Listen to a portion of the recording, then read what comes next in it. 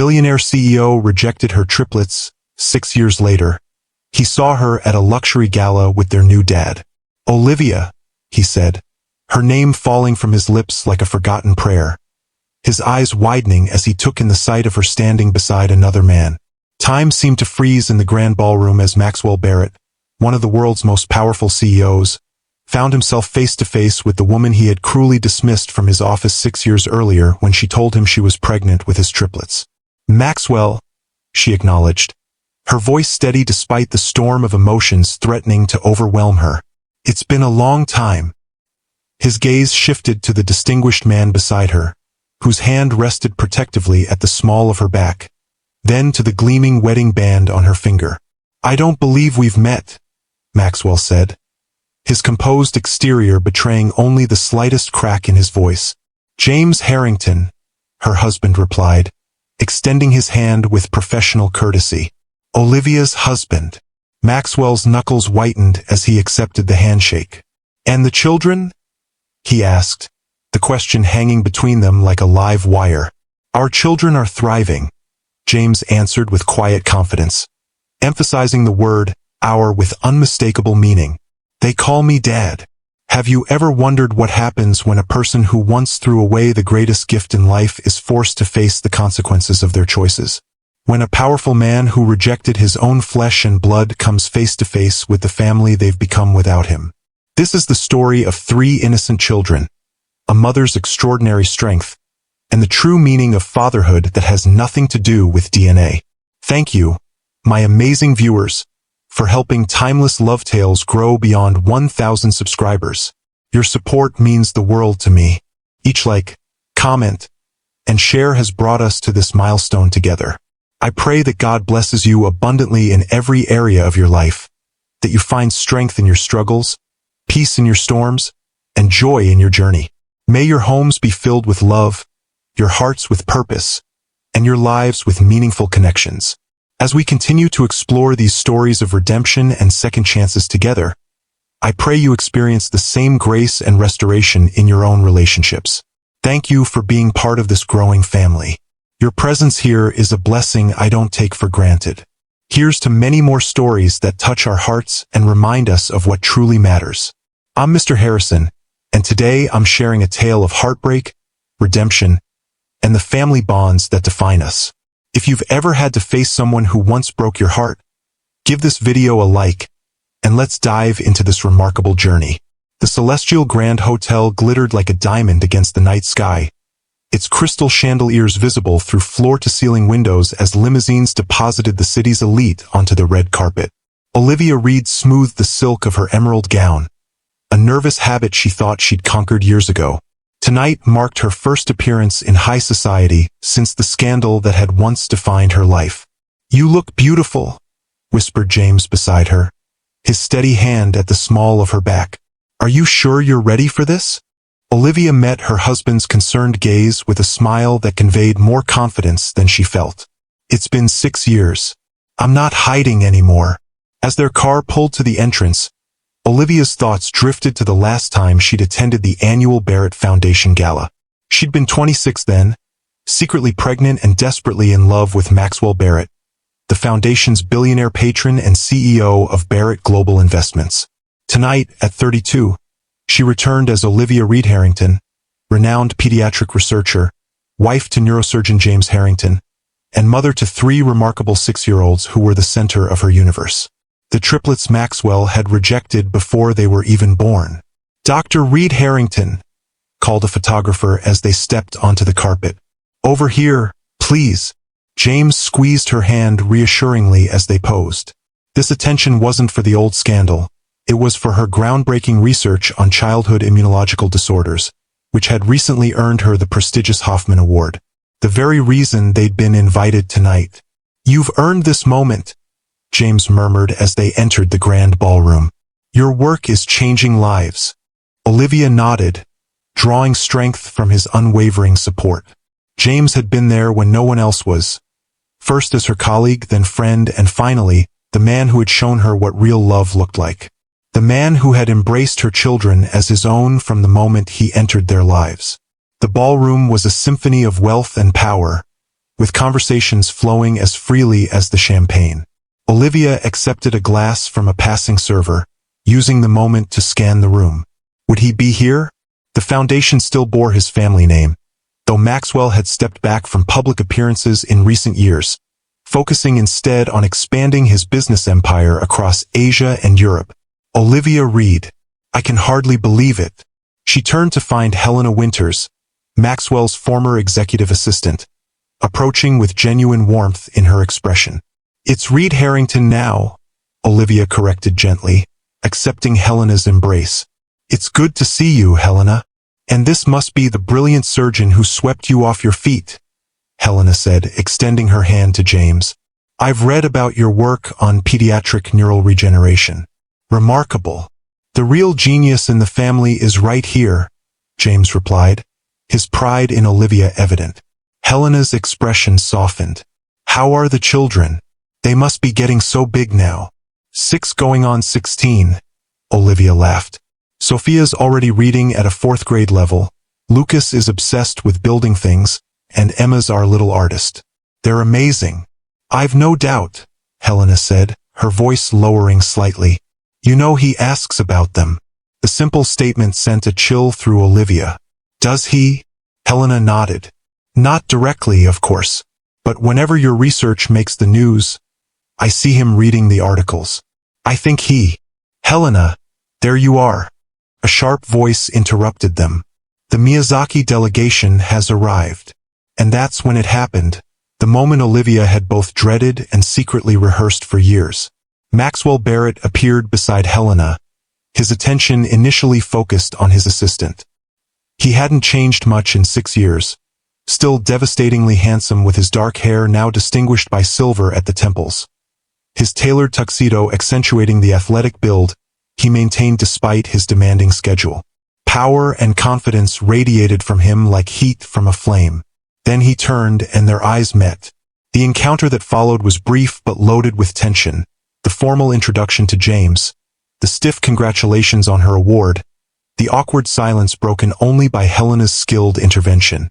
When Maxwell was called away to greet his mother, Olivia felt as though she'd survived the first round of a battle she hadn't prepared for. He never got over you, you know, Helena said quietly as Maxwell walked away. Not really. He made his choice, Olivia replied, the old pain surfacing despite her best efforts. We've all moved on. But had they? As Olivia and James made their way to their assigned table, she couldn't help but feel Maxwell's gaze following her across the room. The weight of their shared history, the unresolved questions, the paths not taken. All of it hung in the air like an invisible cloud. To understand how Olivia Reed had transformed from Maxwell Barrett's discarded girlfriend to the accomplished Dr. Reed-Harrington, we need to step back and witness the life she built from the ashes of rejection. The morning after Maxwell had security escort her from his office, Olivia woke in her apartment feeling hollow. At 26, she had been a rising star in immunology research, respected in her field but virtually unknown outside of it. Her relationship with Maxwell had been kept relatively private. He valued his public image as an unattached bachelor too much to make their connection official in the press. She placed a hand on her still flat stomach, the reality of carrying triplets not yet fully processed. Multiple heartbeats, the ultrasound technician had said with excitement. 3 distinct little lives growing inside her. A miracle, statistically speaking. A miracle Maxwell had dismissed as an inconvenience. This pregnancy doesn't fit into my 5-year plan, he had said, his voice cold and detached as he stared at the ultrasound images she'd proudly presented. I'm expanding into Asian markets next quarter, opening offices in Singapore and Tokyo. I don't have time for 1 child, let alone 3. But we've talked about having a family someday, Olivia had argued, still believing this was just shock talking. I know it's happening sooner than we planned, but someday was a theoretical future, Olivia. Not now. Not 3 at once. He had straightened his tie, a gesture she now recognized as his tell when emotionally retreating. I'll have my lawyers draw up a settlement. You'll be taken care of financially, provided you're discreet. The memory of what followed still made her stomach clench. Her refusal of his settlement. His cold fury at being challenged. The security guards appearing at his office door. The humiliation of being walked out of the building she'd worked in for 3 years. Colleagues watching in confusion. "Dr. Reed? Your 9 o'clock is here." The voice of her research assistant pulled Olivia back to the present, to her lab at Westlake Medical Center, where she'd rebuilt her career from scratch after leaving Barrett Biomedical Research Institute. She'd been 7 months pregnant with triplets when she'd secured this position, her growing reputation in the field just barely outweighing the obvious concerns about hiring a single woman about to have 3 newborns. "Thank you, Aiden. I'll be right there." Her office walls were covered with framed achievements, her published research, awards, recognition from peers. But the most precious items were the 3 framed handprints on her desk, labeled Sophia, Lucas, and Emma, taken on their 5th birthday. A daily reminder of why she pushed herself so hard, why failure had never been an option. The triplets had arrived 8 weeks premature, each weighing less than 4 pounds. The NICU became Olivia's second home for 2 months as her tiny babies fought to grow stronger. Those days blurred together in her memory. The constant beeping of monitors, the fear each time an alarm sounded, the precious moments when she could hold each fragile infant against her skin. It was during those long NICU nights that Olivia's research focus crystallized. The triplets, especially Emma, showed signs of immune system challenges that fascinated her scientifically even as they terrified her maternally. She began documenting everything, forming hypotheses, reading every available study on immune development in multiples. When a mysterious anonymous trust appeared, covering the astronomical medical bills that her insurance wouldn't, Olivia was too exhausted and grateful to question it deeply. She assumed it was from her parents, who had mortgaged their retirement home to help her, though they denied establishing any trust. Only years later would she learn the truth about those funds. Bringing the triplets home to her small apartment had been both joyous and overwhelming. 3 of everything, cribs, car seats, high chairs, crammed into a space designed for 1 person. 3 feeding schedules, 3 diaper changes, 3 different cries that she quickly learned to distinguish. "How do you do it all?" her mother had asked during one of her weekly visits to help. Olivia, running on 2 hours of sleep and still reviewing research papers during rare quiet moments, had smiled tiredly. "I don't have a choice, Mom. They need me." What she didn't say was that proving Maxwell wrong had become a driving force. Every milestone the triplets reached, every research breakthrough she achieved, felt like a victory against his dismissal. She would succeed without him, without his money, without his name. Her children would thrive despite his rejection. By the triplets' first birthday, Olivia had published her first major paper on immune system development in multiples, drawing on her observations of her own children. By their second, she had secured a research grant to expand her studies. By their third, she had met James Harrington, the pediatric neurosurgeon who would change everything.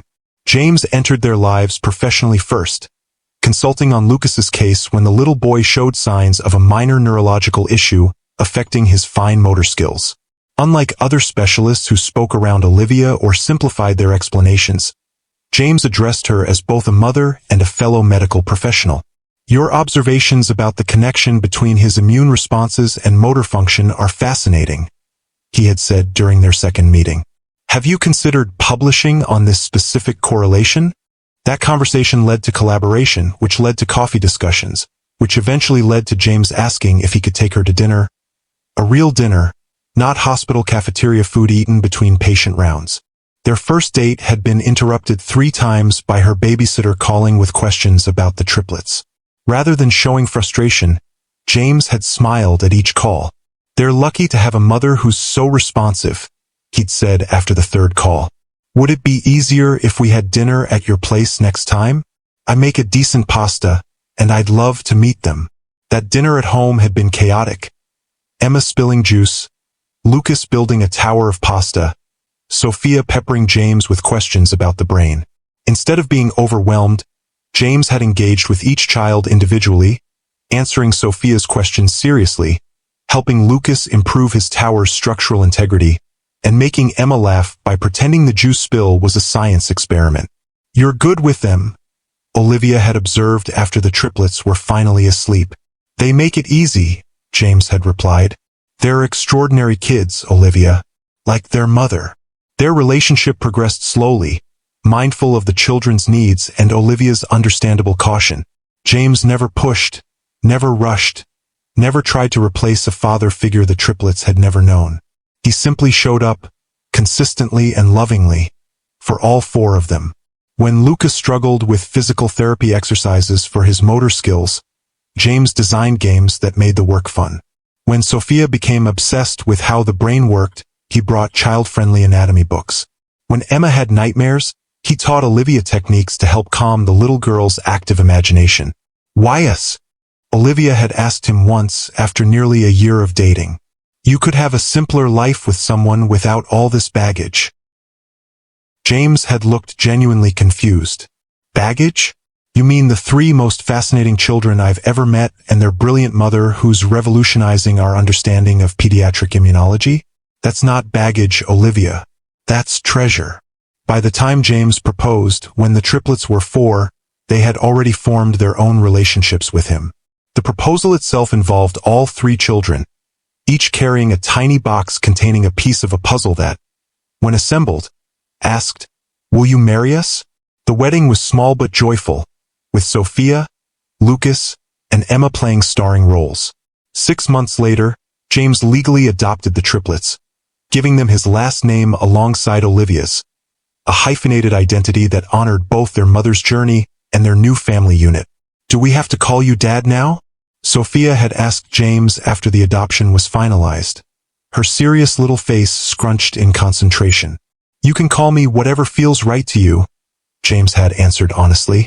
"My feelings won't be hurt either way." It was Lucas who first used the word, about a month later, when James helped him finally master riding a bike without training wheels. "Look, Dad, I'm doing it," he had called out, the word falling naturally from his lips. Sophia and Emma followed suit in their own time, each finding their own moment when James no longer felt like enough to describe the man who had chosen to be their father in every way that mattered. By the time the invitation to the Barrett Foundation Gala arrived, addressed to Dr. Olivia Reed-Harrington and Dr. James Harrington, the triplets were thriving 6-year-olds with no knowledge of their biological father. As far as they knew, their family had always been just as it was, Mom, Dad, and the 3 of them, a unit forged through love rather than obligation. The night before the gala, after the children were asleep, Olivia had shown James the invitation, her hands trembling slightly. "We don't have to go," James had said immediately. "Your research stands on its own. You don't need the Barrett Foundation's recognition." "But I do need their funding," Olivia had replied pragmatically. "The next phase of the study requires resources that other grants can't cover. And besides," she had taken a deep breath, "I'm tired of avoiding places because he might be there. The children are secure, we're happy. My work is respected. It's time to stop letting the past dictate our choices." James had studied her face, searching for any doubt. "And if he's there? If he approaches you? Then I'll be polite, professional, and brief," Olivia had answered with more confidence than she felt. "He's just another potential donor now. Nothing more." But standing in the celestial grand ballroom, watching Maxwell Barrett take the stage for the Foundation's annual address, Olivia realized she had underestimated the emotional impact of seeing him again. The way he commanded attention, the familiar cadence of his speech, the subtle gestures she once knew intimately. All of it sent unwelcome ripples of memory through her. "Tonight, we celebrate not just philanthropy, but innovation," Maxwell was saying, his voice filling the room. "Breakthroughs that change lives. Discoveries that offer hope where once there was none." His eyes found hers in the crowd, and for a moment, it felt as though everyone else disappeared. The Barrett Foundation has always believed in supporting visionaries, those rare individuals who see possibilities others miss. This year, we're honored to announce a new initiative focused specifically on childhood immunological disorders, with an initial endowment of $50 million. Murmurs rippled through the audience. This was Olivia's exact field of research, the focus of her life's work. The coincidence seemed too precise to be accidental. The initiative will be led by a steering committee of experts, Maxwell continued, including this year's Hoffman Award recipient, Dr. Olivia Reed-Harrington, if she's willing to accept the position. All eyes turned to Olivia, who sat frozen in surprise. James squeezed her hand under the table, a silent question in his touch. This was an incredible opportunity for her research, for the children she hoped to help, but it would mean working closely with Maxwell. With practiced composure, Olivia offered a polite nod of acknowledgement, neither accepting nor declining the unexpected offer. Maxwell's mouth quirked in the barest hint of a smile before he continued with his speech, outlining other foundation initiatives and recognizing key donors. He's still trying to control the narrative, James observed quietly. And using my research to do it, Olivia agreed, her mind racing with implications. The funding would accelerate her work by years, potentially helping thousands of children, including those with conditions similar to what her own triplets had faced in their early development. As the speech concluded and Maxwell left the stage, Olivia excused herself from the table. "I need a moment," she told James, who nodded in understanding. She made her way to a quiet alcove off the main ballroom, needing space to process the unexpected turn of events. The alcove opened onto a small balcony overlooking the hotel's illuminated gardens, and Olivia stepped out into the cool night air, drawing a deep breath to steady herself. "You always did prefer fresh air to crowded rooms." She turned to find Maxwell standing in the doorway, his expression unreadable in the dim light. "Some things don't change," she acknowledged, maintaining her distance. "That was quite an announcement." "The foundation has been planning this initiative for months," he said, stepping onto the balcony but respecting the space between them. "Your research made you the obvious choice to lead it. And the fact that I'm the mother of your children had nothing to do with it?" The words escaped before she could censor them, hanging in the air between them like an accusation. Maxwell's composure slipped, revealing a flash of the raw emotion beneath. "I deserved that." "You didn't answer the question." He moved to the balcony railing, looking out at the gardens below. "Would you believe me if I said your work stands on its own merits? That any personal connection was secondary to your professional qualifications?"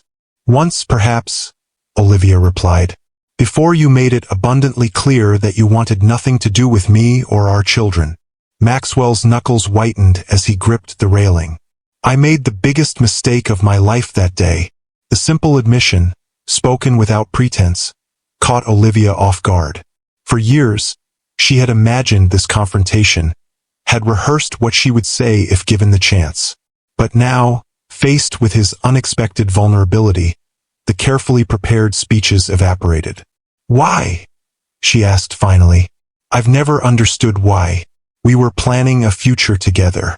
Then I told you about the triplets, and suddenly I was being escorted from your office by security."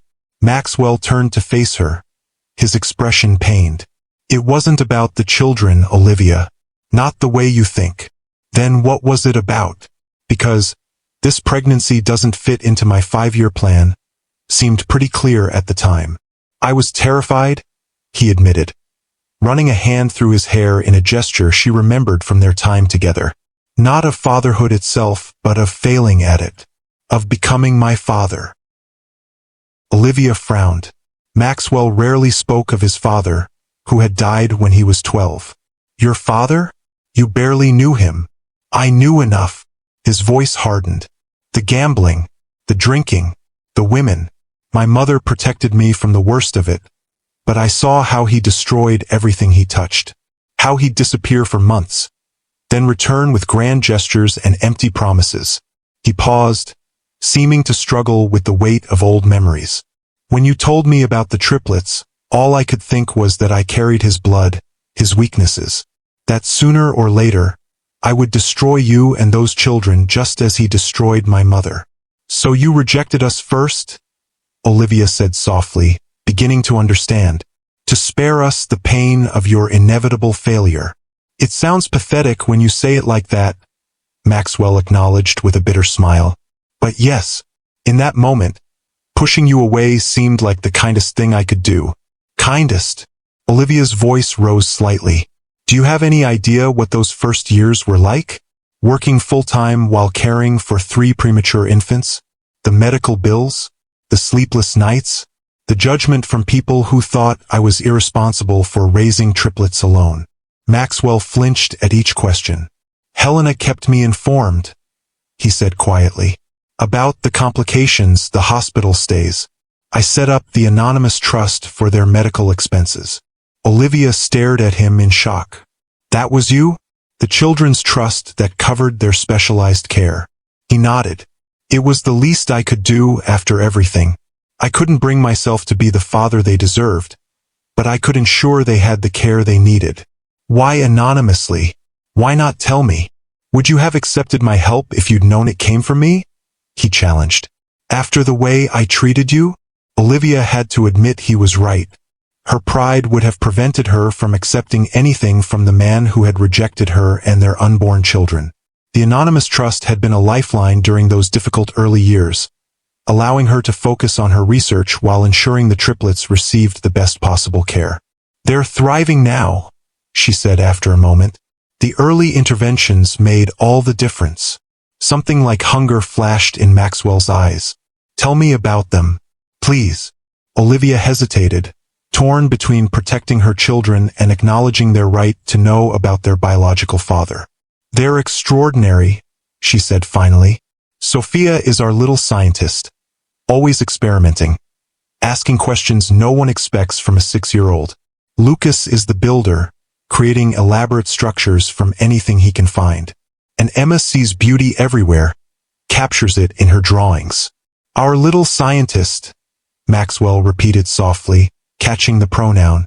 Your husband. He's good to them? James is their father in every way that matters, Olivia replied firmly. He's been there for first steps, first words, nightmares, triumphs. He loves them unconditionally. The pain that crossed Maxwell's face was unmistakable. As he should. A silence fell between them, filled with the weight of what might have been. In the distance, music from the ballroom drifted through the night air, a poignant reminder of the world continuing beyond their private reckoning. I should get back to James, Olivia said finally. And you have guests waiting. Before you go, Maxwell said, reaching into his jacket pocket. I'd like you to have this. He extended an envelope, which Olivia accepted with hesitation. What is it? Information about the research initiative. The full proposal, funding structure, expectations. Review it with your team. Make your decision based on the merits, not on our history. Olivia nodded, appreciating the professional courtesy. I will. And Olivia, he added as she turned to leave, I know I have no right to ask this, but would you consider allowing me to meet them someday? Not as their father, that role belongs to James now, but perhaps as a friend of the family? Someone who could be part of their lives in some small way. The request, delivered with such uncharacteristic humility, caught her off guard.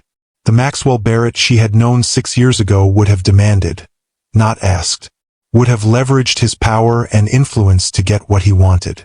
This man before her seemed changed, tempered by regret and time. I don't know, she answered honestly. That's not a decision I can make alone.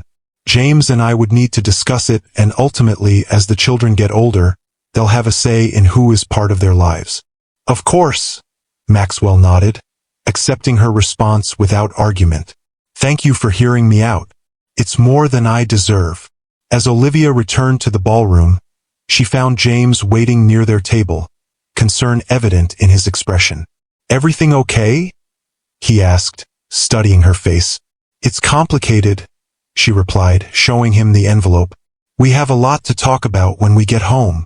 James nodded, his steady presence a balm to her turbulent emotions. Whatever you decide, I'm with you. Across the room, Olivia caught sight of Maxwell rejoining his mother and the Japanese delegation. He moved with the same confidence she remembered, but there was something different about him now. A weight to his shoulders that hadn't been there before. A depth to his gaze that spoke of lessons learned the hard way. If you've ever had to rebuild your life after devastating rejection, hit that like button. The journey Olivia took from that moment in Maxwell's office to becoming the accomplished Dr. Reed-Harrington is a testament to the strength we can find when pushed to our limits. To truly understand the magnitude of what happened at the gala, we need to go back to the day everything changed. The day Olivia's life split into before and after. 6 years earlier, Olivia had walked into Maxwell Barrett's executive office with a mixture of nervousness and excitement. At 26, she was one of the youngest researchers at Barrett Biomedical Research Institute, having been personally recruited by Maxwell after he heard her present at a conference. Their professional relationship had quickly evolved into a personal one, though they kept it private at Maxwell's insistence.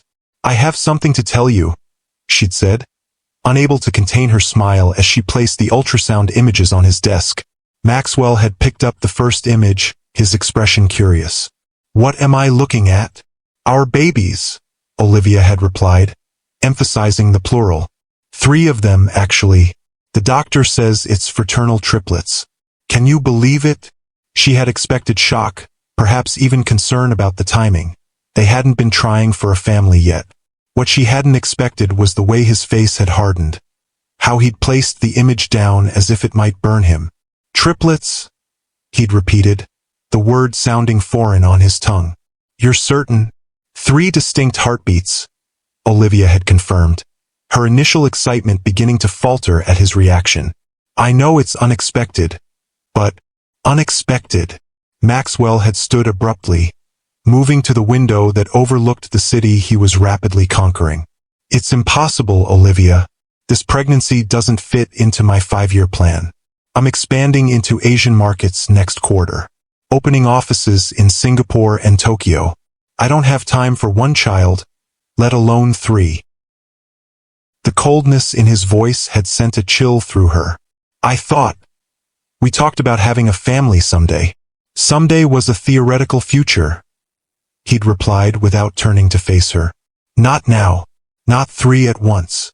"So what are you saying?" Olivia had asked, though she already knew the answer from the rigid set of his shoulders. When he finally turned, his expression was that of a stranger, the ruthless businessman she'd heard about but never personally experienced. "I'm saying I'll have my lawyers draw up a settlement. You'll be taken care of financially, provided you're discreet." The implication had hit her like a physical blow. "You think I'm telling you this for money? That I want to be taken care of?" "Be practical, Olivia," Maxwell had said, his tone softening slightly, which somehow made it worse. "Your career is just beginning.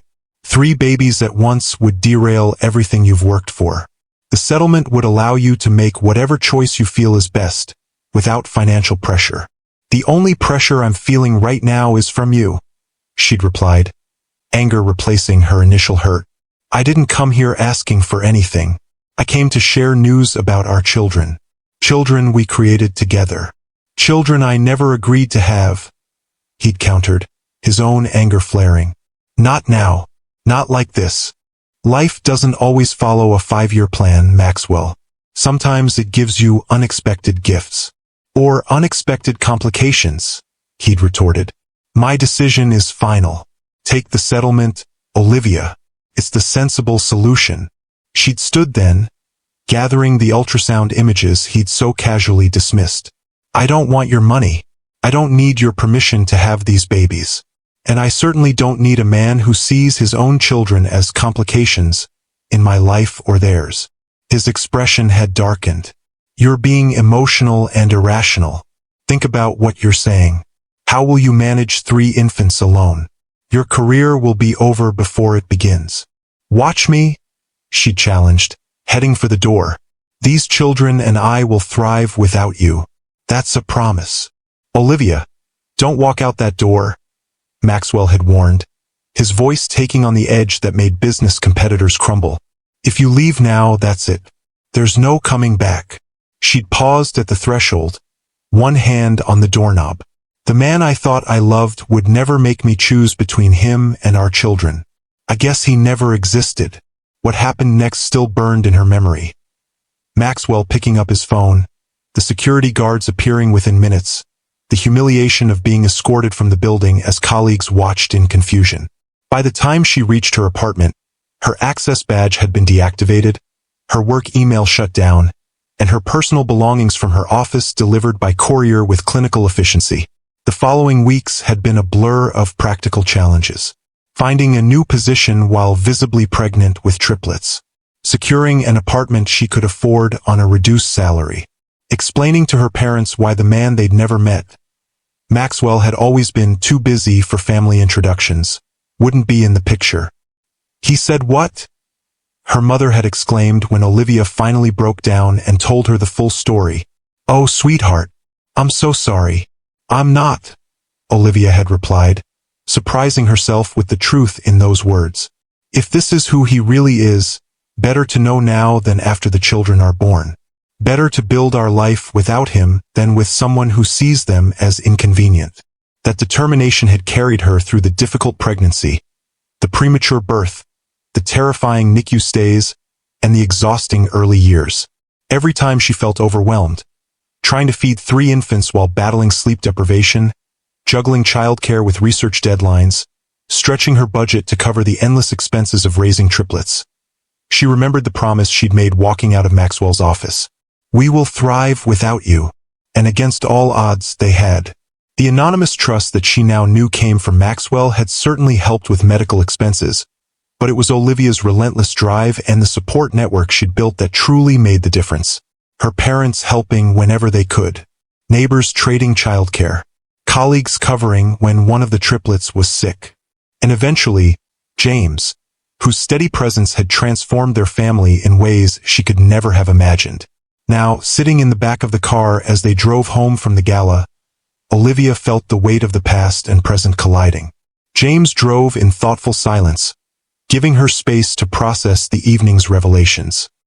He was the anonymous donor, she said finally. All those medical bills for the triplets' early interventions, the specialized therapies for Lucas, Emma's immunology treatments. It was Maxwell. James nodded, his eyes on the road. I suspected as much. The trust was too specifically tailored to their needs to be random philanthropy. Why didn't you say anything? Because it didn't matter who was paying, James replied simply. What mattered was that the children got what they needed. And honestly, it seemed like the least he could do after walking away. Olivia studied her husband's profile, marveling at his capacity for pragmatism without bitterness. He wants to meet them, not as their father. He was clear about respecting your role, but as some kind of family friend. James was quiet for a long moment. And how do you feel about that? Conflicted, Olivia admitted. Part of me wants to protect them from ever knowing they were rejected. Another part recognizes they might someday want to know their biological origins. And a small, petty part wants him to see exactly what he threw away. 3 amazing children who are thriving without him. None of those feelings are petty, James assured her, reaching for her hand. They're natural. But this isn't a decision we need to make tonight, or even this month. We can take our time, consider what's best for Sophia, Lucas, and Emma. And the research initiative? Olivia asked, tapping the envelope on her lap.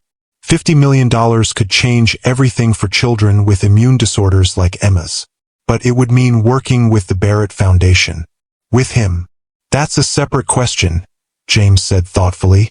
Can you separate the professional opportunity from the personal history? Would collaborating with Maxwell compromise your research integrity or your peace of mind? These were the questions that kept Olivia awake long after they returned home, after she checked on each sleeping child, after James had fallen asleep beside her. She slipped out of bed and went to the kitchen, making herself tea as she had during countless nights of the triplets' infancy. The house was quiet now, so different from those early days of constant crying and midnight feedings. She took her tea to the living room, where framed photos chronicled their family's journey. The triplets as tiny NICU babies, their first birthday with faces covered in cake, preschool graduations, beach vacations, and in the center, their family portrait from after James's adoption was finalized. 5 smiling faces. Complete family. No empty spaces waiting to be filled.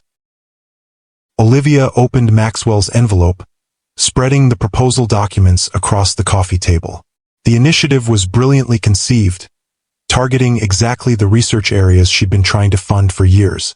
The structure would give her significant autonomy, with resources that could accelerate her work by a decade. Most importantly, it could help thousands of children with conditions similar to Emma's. Could she separate the professional opportunity from the personal history? The question echoed in her mind as she reviewed the details. The following morning, Saturday, brought the familiar chaos of family life. Sophia was determined to finish her science project on photosynthesis. Lucas had a soccer game at 10. Emma needed to be dropped at her art class by 11. As Olivia helped Emma select her art supplies, she marveled at how ordinary it all felt. This life they'd built, so far removed from the luxury and power that defined Maxwell Barrett's world. "Mom, can I bring my special markers to art class?" Emma asked, holding up the professional grade set James had given her for her last birthday. "Of course, sweetheart. Just make sure to put your name on the case." Emma nodded seriously, then tilted her head in that perceptive way that sometimes caught Olivia off guard. "You look tired, Mom. Did you have bad dreams?" Olivia smiled, smoothing her daughter's dark curls, so like Maxwell's, though she doubted anyone else would notice the resemblance. "Not bad dreams. Just grown-up thoughts keeping me awake." "About your research?" Emma asked. At 6, she already understood that her mother's work was important, that it helped children like her who had special immune systems. "Partly," Olivia acknowledged. "There's a new opportunity that could help my research help even more children." "Then you should do it," Emma said with the simple clarity of childhood. "That's what you always tell us. If we can help someone, we should." Out of the mouths of babes, Olivia thought as she drove Emma to art class later that morning.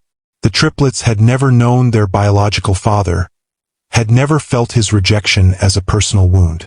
They were secure in James's love, in the family they had. Perhaps the question wasn't whether Maxwell deserved to know them, but whether they deserved to know the full truth of their origins. Someday, when they were old enough to process it. When James returned from Lucas's soccer game, his shirt still damp with sweat from filling in as assistant coach, Olivia was waiting with 2 cups of coffee and a decision. "I'm going to accept the research position," she said as he sat beside her on the porch swing. "The work is too important to refuse because of personal history." James nodded, unsurprised. "I thought you might. It's a perfect fit for your research goals." As for Maxwell meeting the children, she took a deep breath. "Not yet. Maybe not for a long time. But I won't say never. When they're older, if they have questions about their biological origins, I want to be able to give them honest answers." "That seems fair," James agreed, wrapping an arm around her shoulders. "And in the meantime? In the meantime, I'll work with the Barrett Foundation professionally. Keep appropriate boundaries. See if Maxwell's remorse is genuine or just another grand gesture, like the ones his father used to make." James pressed a kiss to her temple. "I trust your judgment. And for what it's worth, I saw his face when he looked at you last night. That wasn't the expression of a man making empty gestures." 3 weeks later, Olivia sat in a conference room at Barrett Foundation headquarters, presenting her research implementation plan to the initiative steering committee. Maxwell sat at the head of the table, professional and attentive, asking insightful questions without any hint of their personal connection. If the other committee members noticed any tension, they gave no indication. As the meeting concluded and people filed out, Maxwell remained seated, waiting until they were alone before speaking. "The committee was impressed," he said, maintaining a respectful distance. "Your approach to targeting specific genetic markers is revolutionary." "Thank you," Olivia replied, gathering her presentation materials. "The Foundation's resources will allow us to expand the clinical trials significantly." Maxwell nodded, then hesitated before continuing. "I've been meaning to ask, did you have a chance to discuss my request with James? About meeting the children someday?" Olivia met his gaze directly. "We did, and we've decided that it's not the right time. The triplets are thriving, their world is stable and secure. Introducing you now, in any capacity, would raise questions they're too young to process." Though disappointment flickered across his features, Maxwell nodded in acceptance. I understand. And in the future remains open, Olivia said carefully. When they're older, if they have questions about their biological origins, we'll be honest with them. What happens after that will depend partly on them. That's more than I have any right to hope for, Maxwell acknowledged. Thank you for not shutting the door completely. As Olivia turned to leave, Maxwell spoke again, his voice softer. Olivia, I know words are inadequate, but I truly am sorry. Not just for what I did, but for what I missed. For not being the man you deserved back then. For not being brave enough to face my fears.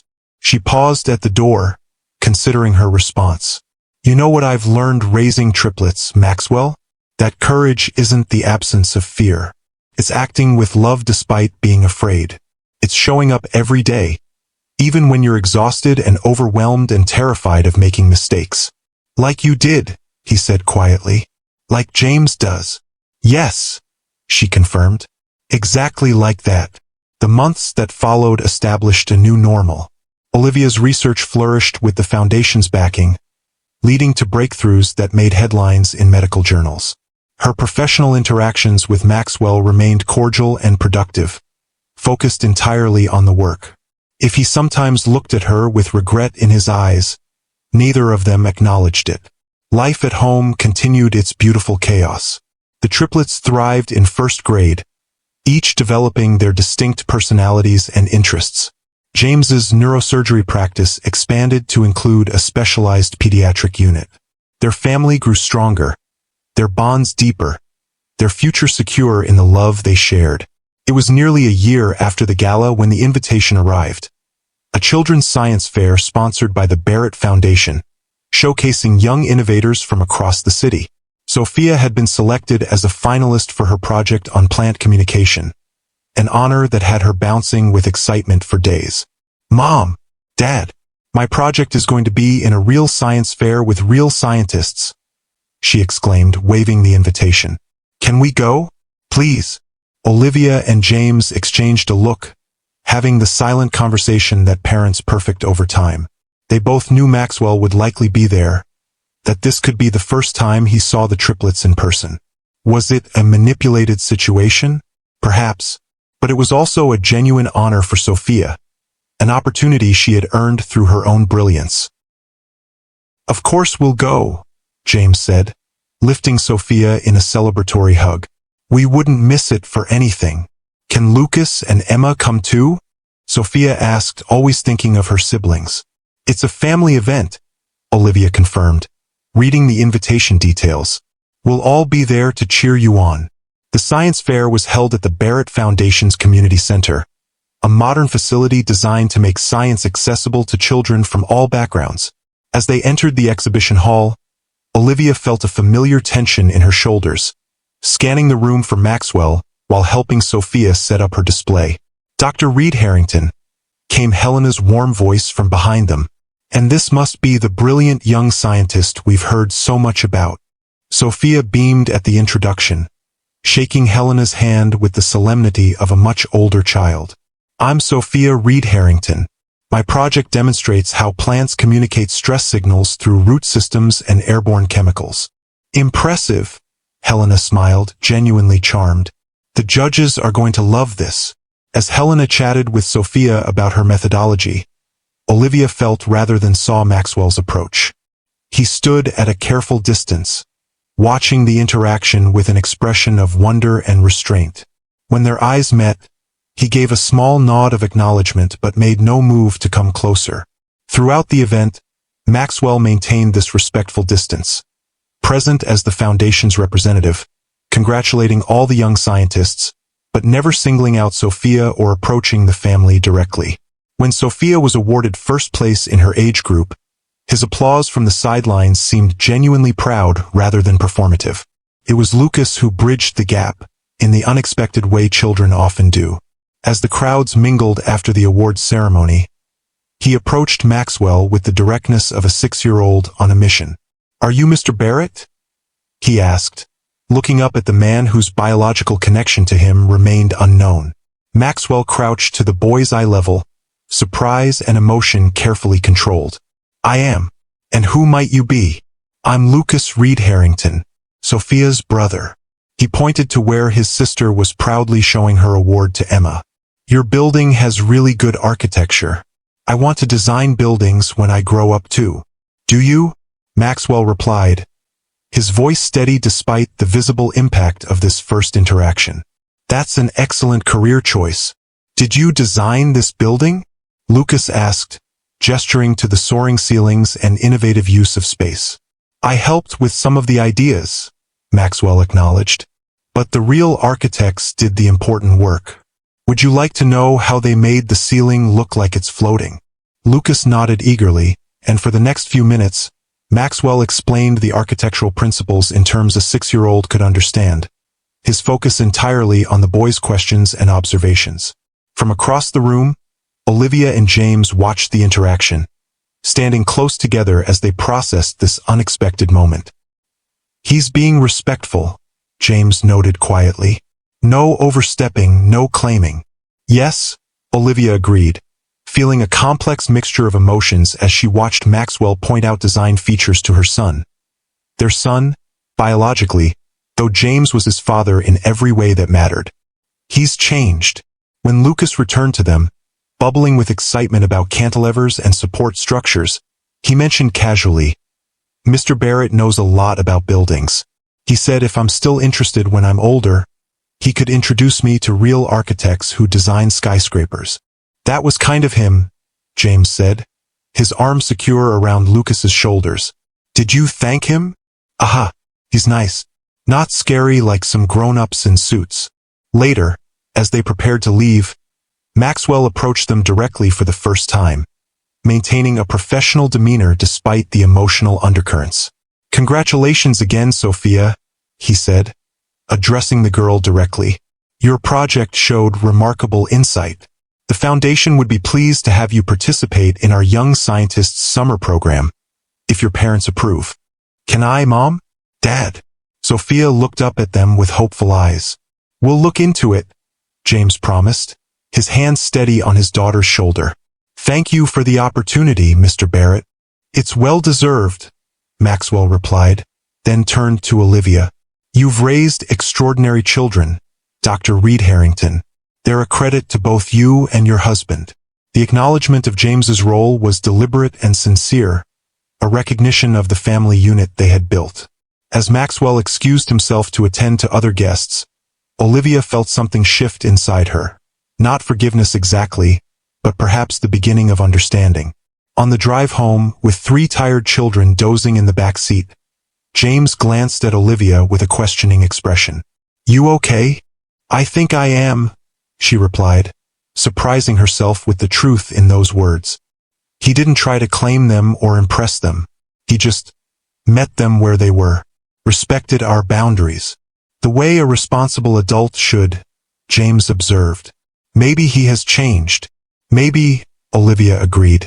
Or maybe he's finally become the man he could have been all along, if fear hadn't gotten in the way. The following week, a package arrived at their home addressed to Sophia. Inside was a professional-grade microscope with a note on Barrett Foundation letterhead. For our first-place winner.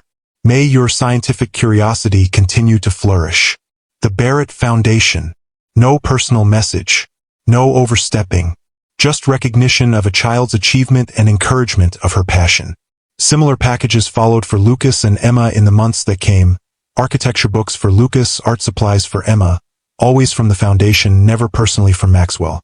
It was a delicate dance, this new arrangement. Professional collaboration between Olivia and Maxwell. Occasional foundation events where the children might interact with him briefly. Small, appropriate acknowledgments of their achievements. All without crossing the boundaries Olivia and James had established, without confusing the triplets about who their family was. 2 years passed this way, with the children growing and thriving, occasionally mentioning Mr. Barrett from the foundation, but never suspecting his biological connection to them. Olivia's research initiative produced groundbreaking results, helping children around the world with immune disorders similar to Emma's. James's pediatric neurosurgery unit became nationally recognized, partly funded by grants from, ironically, the Barrett Foundation. It was Sophia, ever the scientist, who finally asked the question they had been preparing for. At 8 years old, her school science class had begun studying genetics, and her analytical mind quickly made connections. "Mom," she said one evening as Olivia helped her with homework, "how come Lucas, Emma, and I all have different color eyes? The genetics book says triplets who are fraternal can be as different as any siblings, but we'd still get our eye colors from our biological parents." Olivia took a deep breath, recognizing the moment they had known would eventually come. "That's a very good observation, Sophia. What else does your book say about genetics?" "It says we get half our DNA from our biological mother and half from our biological father." "You're our biological mother, right?" "Yes, I am," Olivia confirmed, her heart racing despite years of mental preparation for this conversation. Sophia's brow furrowed in concentration. "But Dad, is Dad our biological father? Because my eyes are blue like yours, but Lucas has brown eyes, and Emma has hazel eyes that aren't like either of yours." That evening, after consulting with James, they gathered all 3 children for a family meeting.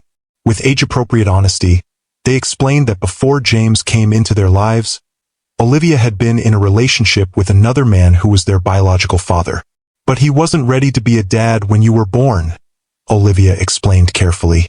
"And then Dad, James, came into our lives and loved all of us. He chose to be your father in every way that matters."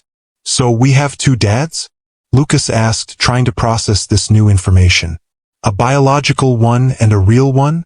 Your dad, James, is your real father," Olivia clarified.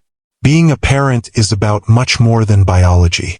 It's about love, presence, commitment, all the things Dad gives you every day." "Who is our biological father?" Emma asked quietly, her perceptive gaze fixed on Olivia's face. "Do we know him?" Olivia and James exchanged a look, having agreed on how much to share at this stage. "His name is Maxwell Barrett," Olivia said gently. "He runs the Barrett Foundation that sponsors Sophia's science program and the art classes Emma takes." The children's eyes widened in recognition. "Mr. Barrett in the nice suits?" Lucas asked incredulously. "The one who told me about buildings?" "Yes," James confirmed, his voice steady and secure. "Mr. Barrett is your biological father. But I want you to know that nothing changes about our family. I am your dad. I love you, and that will never change." "Does he want to be part of our family now?" Sophia asked, always direct. "He respects that we are a family," Olivia explained carefully. "He knows that Dad is your father. But if you have questions about him, or if someday you want to know him better, that's something we can talk about as a family." The conversation continued, with the children asking questions that ranged from practical to profound. Why hadn't he wanted them? Did he regret it now? Did they have grandparents they didn't know? Through it all, James remained a steady presence, never showing insecurity about his role in their lives, reinforcing that family was built on love and choice, not just biology. In the weeks that followed, each child processed the information differently. Sophia approached it scientifically, reading about genetics and inheritance. Lucas seemed largely untroubled, secure in his relationship with James. Emma, the most sensitive of the 3, asked the most questions about Maxwell, curious about the parts of herself that might come from him. When Olivia finally called Maxwell to inform him that the children now knew the basic truth of their biological connection, his response was measured and respectful. "Thank you for telling me," he said, his voice carefully controlled. "How did they take it?" "As well as can be expected," Olivia replied. "They have questions, of course. Some we've answered, others will come with time." "And what would you like me to do, if anything?" Maxwell asked, the humility in his question still surprising after all these years. "Continue as you have been," Olivia said after a moment's consideration. "Respectful, appropriate, no pressure. They know who you are now, but they need time to process what that means to them." "Of course," Maxwell agreed immediately. "I'll follow your lead completely. Just please let me know if there's anything they want or need from me. Answers, information about medical history, anything at all." "I will," Olivia promised. "And Maxwell, thank you for respecting our boundaries all this time. It's made this moment easier than it might have been. The silence on the other end of the line stretched for a moment before he responded, his voice thick with emotion. I've had 8 years to think about all the ways I failed you in them. Respecting your boundaries is the very least I could do. Life continued its forward momentum. The children's knowledge about Maxwell added a new dimension to their family dynamics, but didn't fundamentally change the love and security they felt with Olivia and James. When they occasionally saw Maxwell at foundation events, there was a new awareness in their interactions, but James remained unquestionably their father. It was Emma who first expressed interest in knowing Maxwell better, approaching Olivia one evening after her art class at the Barrett Foundation Community Center. Mom, Mr. Barrett, my biological father, he was watching my art class today, she said as they drove home. Not in a scary way. He just stood in the doorway for a minute. When I looked up, he smiled and waved, then left. How did that make you feel? Olivia asked carefully. Emma considered the question with the thoughtfulness that characterized her. Curious, I guess. Miss Helena says he used to paint when he was younger, before he got busy with business stuff.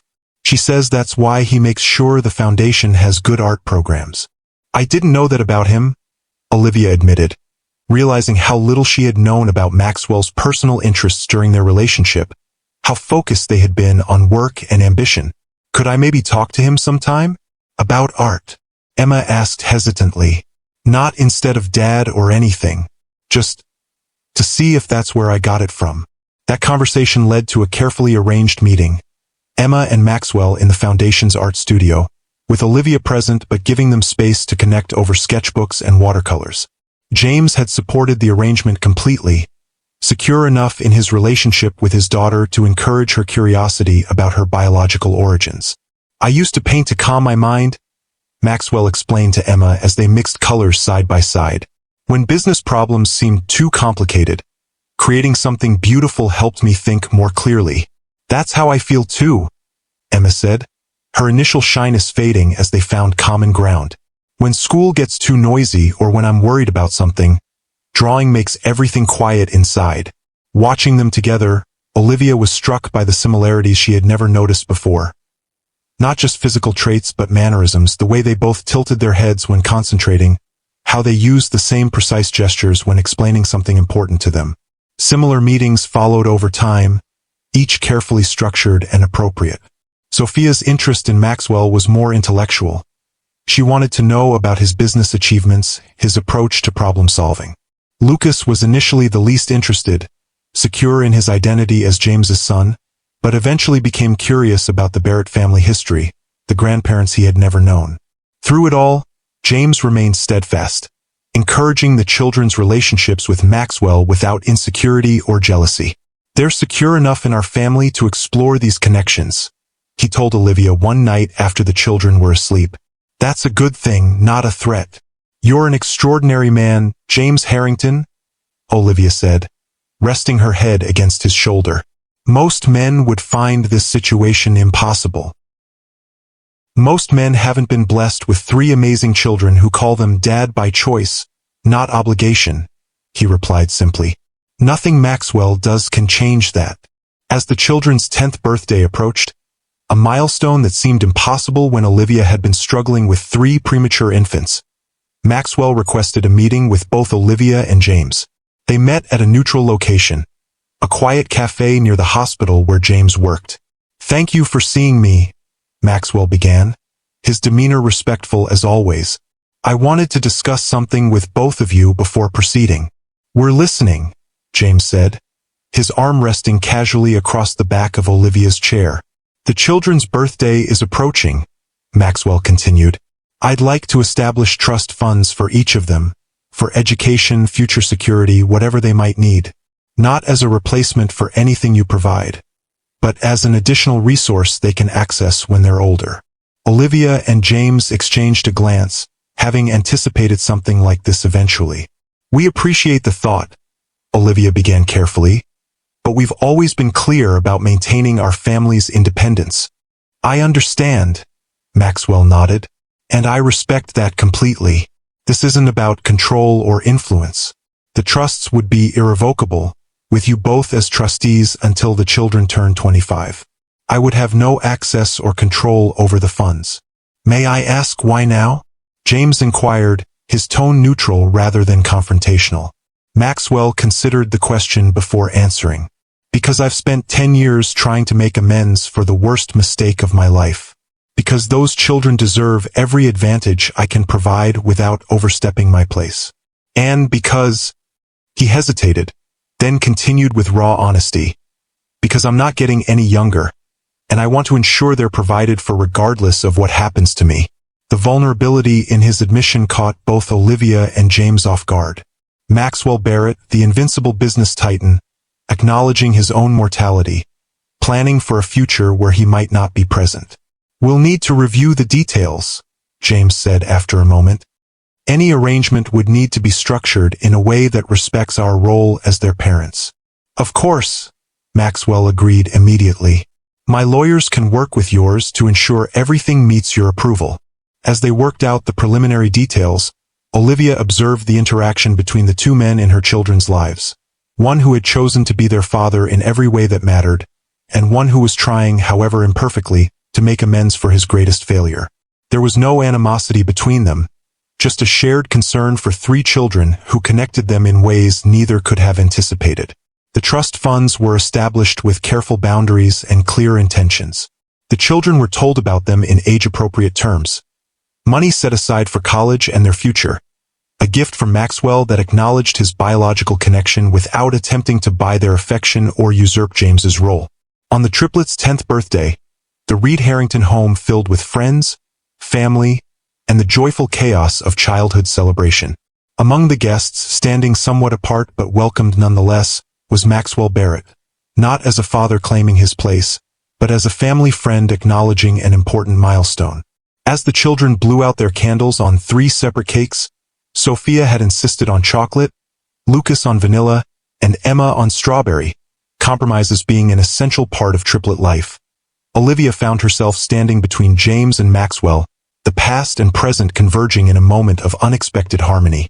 Thank you, Maxwell said quietly, his words meant for both of them, for allowing me to be here, for raising them with such love and wisdom, for being the parents I wasn't brave enough to be.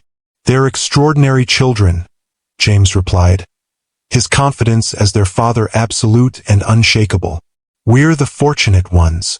As the party continued around them, Olivia reflected on the journey that had brought them to this moment. From that devastating day in Maxwell's office to this imperfect but peaceful coexistence.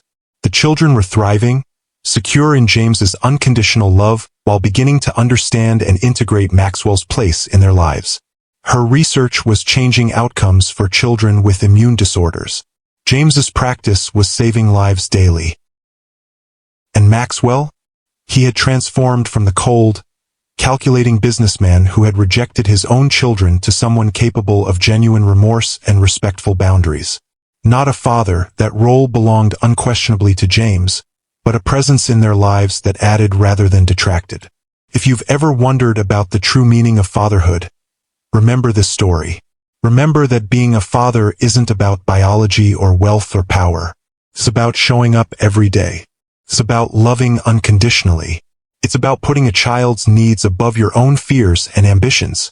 James Harrington embodied these truths from the moment he entered the triplets' lives, choosing to love them as his own when their biological father had walked away.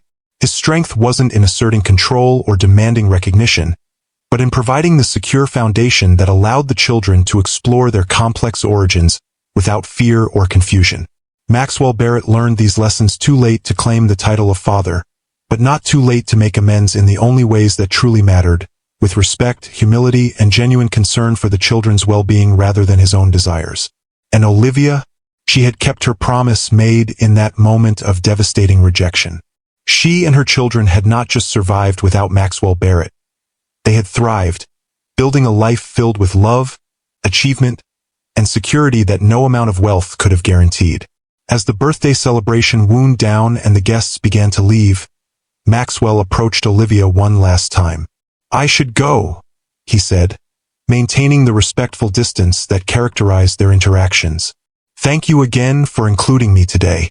"You're welcome," Olivia replied sincerely. The children were glad you could be here. Maxwell nodded, then hesitated before adding, I know I've said this before, but it bears repeating. You were right that day in my office, Olivia, when you promised that you and the children would thrive without me. When you walked away rather than accepting less than you deserved. It was the bravest thing I've ever witnessed, and I've regretted my cowardice every day since. We can't change the past, Olivia said gently, but I'm grateful that we found a way forward that puts the children's needs first. As am I, Maxwell agreed, more grateful than I can express. As he turned to leave, Emma approached with a small package wrapped in handmade paper. Mr. Barrett? I made this for you, to say thank you for coming to our birthday. Maxwell accepted the gift with visible emotion, carefully unwrapping it to reveal a watercolor painting of the Barrett Foundation Community Center, where Emma took her art classes. It's beautiful, Emma. Thank you. I'll treasure it. Mom says you used to paint too, Emma said, studying his reaction. Before you got busy with business stuff. I did, Maxwell confirmed with a small smile. Perhaps I should make time for it again. You should, Emma nodded seriously. Art makes everything quiet inside when it gets too noisy. That's what you told me. Remember? I remember, Maxwell said softly. You're very wise for 10 years old. That's what Dad always says too, Emma replied, glancing over at James, who was helping Lucas disassemble a particularly complex Lego creation that had been a birthday gift. The simple statement, delivered without any intention to wound, nevertheless captured the essential truth of their situation. James was Dad, the one who had been there for nightmares and triumphs, skinned knees and school projects, everyday moments and milestone achievements. Maxwell was Mr. Barrett, a biological connection, a family friend, an occasional presence, but not their father in any way that truly mattered. As Maxwell said his goodbyes and left the celebration, Olivia watched him walk to his car, still straight-backed and confident in his expensive suit, still the powerful CEO to the outside world, but carrying the weight of his greatest regret with a humility that the Maxwell Barrett of 10 years ago would never have understood. James appeared beside her, slipping an arm around her waist. Everything okay? Yes, Olivia said, leaning into his embrace. Everything is exactly as it should be. And it was. Not perfect, not without complications, but right in all the ways that mattered. A family built on choice rather than obligation. Children secure in the knowledge that they were loved unconditionally. A future open to possibilities rather than constrained by past mistakes. If the story touched your heart, please hit that like button and subscribe to Timeless Love Tales with Mr. Harrison. I'd love to hear your thoughts in the comments below. What makes someone a true parent in your eyes? Is it biology, presence, or something else entirely? Remember, family isn't always defined by blood. Sometimes, the strongest family bonds are the ones we choose to create and nurture every single day. And sometimes, the greatest act of love is acknowledging when someone else can give a child what you cannot. Until next time, this is Mr. Harrison, reminding you that the most powerful stories are the ones that remind us what truly matters in life. Love, courage, and the family we build together.